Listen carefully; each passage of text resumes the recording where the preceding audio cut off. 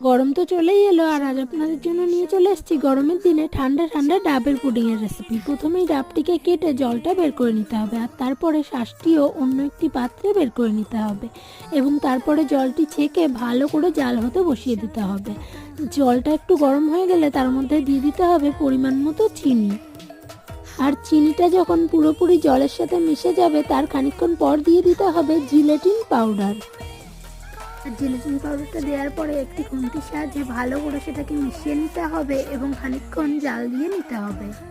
জ্বালানো হয়ে গেলে আপনি যে পাত্রে এটিকে জমতে দিতে চান সেই পাত্রে ডাবের শাঁস নিয়ে চামচ দিয়ে একটু ছড়িয়ে দেবেন এবং তার উপরে সেই জলটা ঢেলে দেবেন।